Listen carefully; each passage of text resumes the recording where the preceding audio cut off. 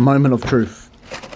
We're gonna try the cream of rice cinnamon cereal flavour, if that actually ever focuses. Hi guys, I look like I'm about to burgle your house. So if your house is being burgled, it's probably been by me. I shouldn't really say that because I might actually get told off by the police. I'm not gonna burgle your house, but I just look like I'm gonna burgle your house. We are gonna taste test. I'm gonna give you a live taste test of the cream of rice cinnamon cereal flavour.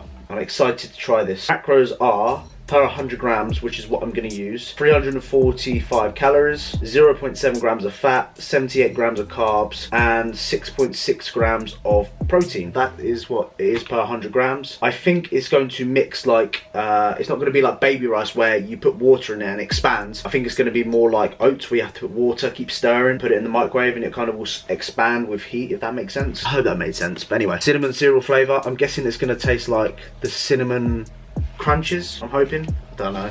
Fucking imagine that. It smells like whey protein. You know when you have a tub of whey protein back in the day, like the USN stuff, and I don't know what stuff it used to be called, but it smells like a tub of whey protein. I'm gonna put 100 grams in here. As you can see, it looks like I've covered it with oats, but I haven't. It's just water. Initial smell, it smells kind of cinnamony, that ain't a word. I've licked the spoon, it tastes like cinnamon as well. It says to put it in for 30 seconds intervals. I'm gonna do it for like a minute because I put quite a lot of water in here because I'm very food, like I'm still at a point in my off season where I'm quite hungry still. So I like to put a little bit more water in so I get a little bit more volume, something which you guys should probably try doing if you're dieting. That's something which I'd recommend. But yeah, we're gonna do that in minute intervals and I'm gonna check back in with you when it's done. Fun nice. So it seems to be coming on nicely. I don't know if you can see that. I think you just need to keep mixing it. Just keep mixing it like that. Here we go, moment. I'm gonna give you a little taste test on the spoon because I need to add my oats. Fuck, I need to add my blueberries and I need to add my whey protein on top. So a little taste test on the spoon. That's good, actually. That tastes like cinnamon. Obviously, it's fucking flavour cinnamon. Yeah. Worst review ever. I would recommend cinnamon cereal. Pretty good. I haven't tried the others yet. I will try the others, but for first taste test, pretty good. Mixes quite well. Tastes good. Perfect for the Georgie boy, so I'm happy. So that is my final product. Slightly different colour. The usual baby rice has got like, I don't even know what, a tanned colour to it. But we got our blueberries and we got my whey sludge on top with the white stuff is salt, table salt. Right, so quick, honest, real taste test. Quick, honest, real taste test. Just quick taste test. Fucking hell. I tell you what, if you like cinnamon, you're gonna like this. 100%. I've never been keen on cinnamon before, but like with like pastries and things like this, I'll happily eat it. But if I sprinkle cinnamon over the top of my food, I won't eat it. I don't know why. Weird like that. If you like cinnamon, you're definitely gonna like this. Quickly wanted to jump on here and to talk about like flicking the switch is something which we all kind of fucking struggle to do when we come out of a deficit going back into a surplus. It's very hard to kind of think about, oh my god, I'm eating more food now, I kind of regret this, or I'm scared to eat more food. Like for me, I was really scared to eat post-show and gain weight because I didn't want to lose the hard work that I worked for that 9 months. But now it's all about, like I mentioned, flicking that switch and thinking about, right, this food that I'm about to eat. So if you're eating, for example, you know, your last meal today and you're kind of thinking, oh, it's quite calorie dense, or you're having that meal off plan or that cookie or whatever you're having and you're a little bit scared to do so, think about what that is going to do to your performance in the gym tomorrow. Like for example, I had a cookie last night in my last meal and I didn't give a fuck about it because I knew what that is going to do for my session today. And when you start thinking like that and you flick the switch and you think about, right, the food that I'm putting in my body is going to fuel me in the gym and it's going to get me a PB and it's going to get me bigger and it's going to get me stronger, and in a result I'm going to get more muscle from doing that. That's the mindset you need moving forward. I know, and it's very difficult to kind of get over the fact that you're going to lose the gains that you worked really hard for, and of course you always look better when you're leaner. But flicking that switch, every time you eat a meal now, think about what it's going to do to your performance. Don't be scared to have a meal or plan or eat, for example, you know, something which is calorie dense and you're like, oh my god, what the fuck am I doing? Think about what that's going to do for your performance tomorrow. Anyway, enough rambling from me. I'm stuck in traffic, which is great. Look at that. Fuck the traffic, mate. I'm fucking fucked. So it saved me saved me nothing, did it? So I thought I'd speak on it. But let me know if that kind of helped. I think it should help. I hope it does help. Now I'm waffling. Now I'm chatting shit. Get me to the fucking gym. I am fucking raging. My bottle leaked in my bag. Like my bag down here is soaking fucking wet. I'm fucking, just an absolute nightmare. Luckily, my camera was in this side. Luckily, it spilt that way. If it spilt that way, my camera would have been fucked. Not a good start. But anyway, we are in for a leg day. Monster, pre-workout. I just asked that woman. Oh, sorry. Now go on, tell No, I just asked that woman, she said it's free, so. Oh. Well, it said free on the fucking sign, didn't it? Well, she said she's been parking here as long as she knows it's free, she ain't got a fine, so. Yeah, that's good then. Get your finger off your tits there.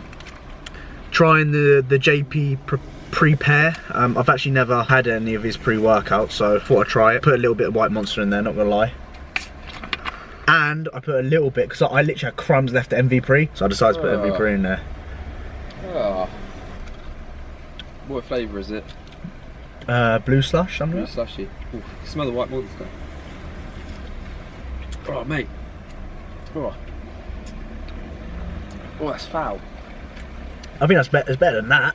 Oh, my eye, bruv. Georgie, you got a blue tongue now. Ah! Taste-wise, blue slushy. Tastes alright. Right, let's go train some legs and fucking bury myself.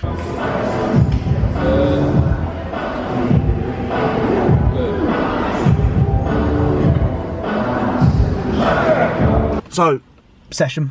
We did a leg session, of course. What do you start? We started on a lying leg curl. How does that? I like to start, yeah, what is that? I would show you, but I just don't want, you know, there's kids there. I don't want to get, like, being called a paedophile or something for filming kids. Anyway, what is that? No idea. Christmas decorations, I'm guessing. Oh, that's a good shout. I thought it was like a Halloween thing. Round here, you don't know what it is. Fucking shit all round here. It's probably one of them from up there. It's probably one of them lights. Probably, yeah. Probably stole it for a Christmas tree. Pulled it down from the lamppost. Started on a single line leg curl. I would recommend programming something like that, either a standing leg curl or line leg curl, probably first. It's quite hard to get short. Like if you notice when you do that later on in the session, the loading is going to be drastically dropped and you won't be able to get it short. It's like with a like a ISO pull down. You really want to place those first because you can shorten the muscle as it's kind of fresher. Yeah, when it fatigues. I wouldn't recommend doing like a standing curl or a line curl in the latter stage of the sessions. I'll probably do it first. I did barbell back squats. They were okay. I'm getting used to the bar on my back now. My form is getting a little bit more better. I did like 130 for a set of 10, then 135 for a set of 7. So slowly building my way back up to where I was originally. And then we moved on to that Nautilus hack squat. You did like 6 plates. 6 plates for 7. I did 4 plates for 8, and that's where Nathan fucking smokes me on any squat variation, like the Watson, the pendulum, a squat variation, hack variation. You absolutely smoked me.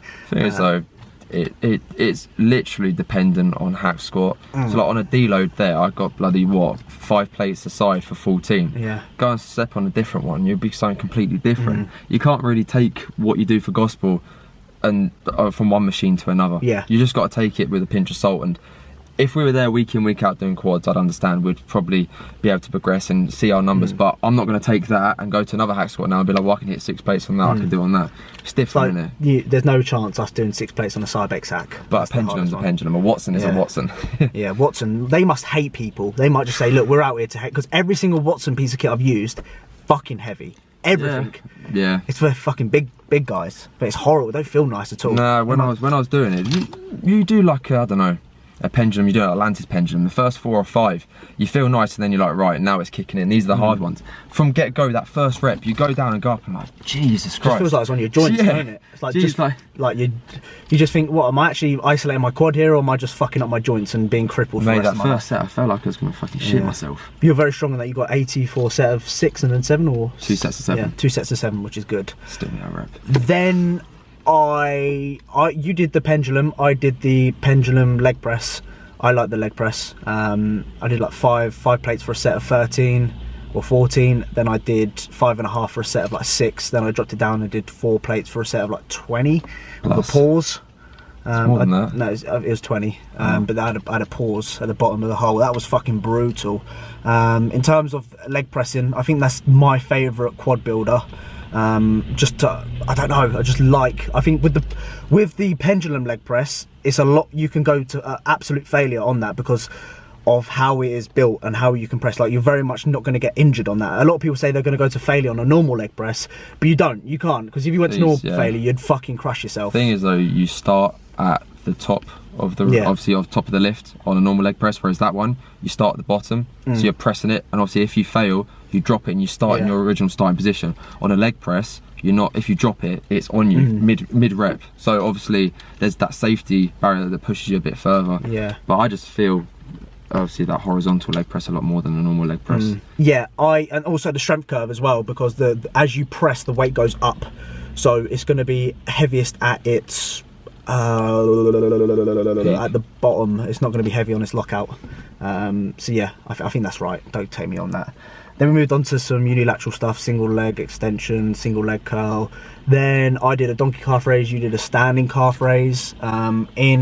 With calves, I think it's just genetics. Like, I've had the same calves since I played football.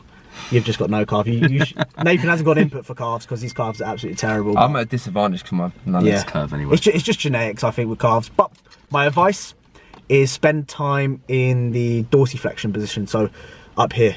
This is plantar, this is dorsi. Spend time in that stretched position, because what we're doing is we're always walking about and we're always planting our feet, but we never really spend time in the dorsi. Look at me, my foot like this, in the dorsi position.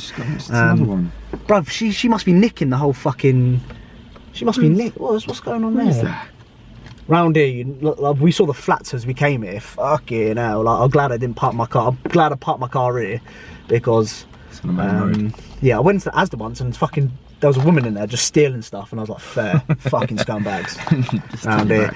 Then we did rest pause on the abductor. I like doing rest pause. I like doing rest pause on ad and abductor. I think they work very well. I know JP does that and he's a big fan of it. I like it too. It saves time, and just they burn after I'm done. And that was the session. I don't usually do the abductor. I think it's something everyone should be doing if you want big detail legs. Like for me, adductors, like when someone's got big adductors, like it's just like the leg is just fucking like no thigh gap. It's unreal. If you've got big adductors, it gives that illusion that your legs are wider at the top. Yeah, definitely. Something which I think everyone should be doing. And that was a session pretty much. That's us waffling for 6 minutes. Christ, I know I'm going to make a video out of that. Yeah, still 2.5 hours. No, still 3 hours session. Yeah, 3 hour session standard. Jesus. But that was the best and the worst I felt in a long while, in terms of just feeling like sick and just... Yeah, that's the first session in probably over a year and a half, where I've actually sat after that hack squat and I went to the pendulum. I was sitting there and I was toying with the idea of, am I going to be sick, do I have to go downstairs? I haven't felt like that in ages. Yeah, it's good though. I like that feeling sometimes. When I'm all done, I've relaxed now. I'm feeling like, yeah, it was a good fucking session. Yeah, now I've got to drive home. Yeah, my bloody leg shaking on the old clutch. You ever had that where your fucking leg shaking? So I've came to Sainsbury's because they sell the pengest cookies. Right now I'm on the Taste the Difference cookies. Belgium triple chocolate cookie ones are the best ones. These are just the milk chocolate ones. Experimenting a little bit, but the triple chocolate cookies are absolutely unreal. If I had to place them in, I'd place them in my top 5 all-time cookies. Are they better than Lidl's cookies?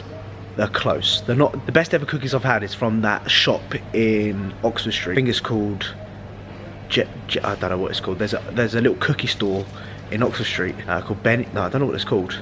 And they sell some mad cookies, but these come close. Then it's Lidl's cookies, then it's these, then it's the sticky toffee from Tesco's. If you've never tried the sticky toffee ones, they are unreal.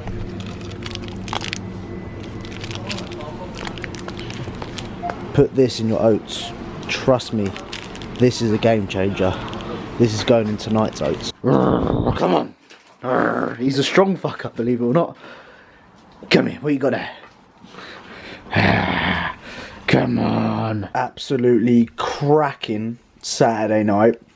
We got ourselves a chip butty. A chips from the old fish and chip shop. And you know what? I haven't had chip butty since probably when I went on a holiday with my parents, which was, I don't know, like 6 years ago, 5 years ago or whatever. So tonight I'm treating myself to a chip butty with actual butter as well.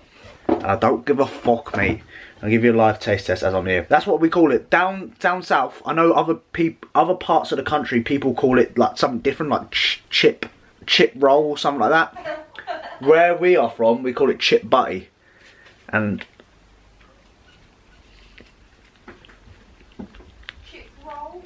Chip roll. Oh.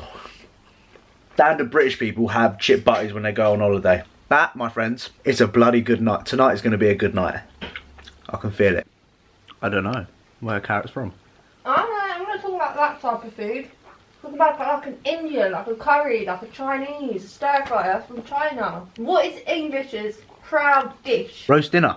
That's your proud dish, you're proud of it? Yeah, love a roast dinner, me. Isn't that right? Love a roast dinner.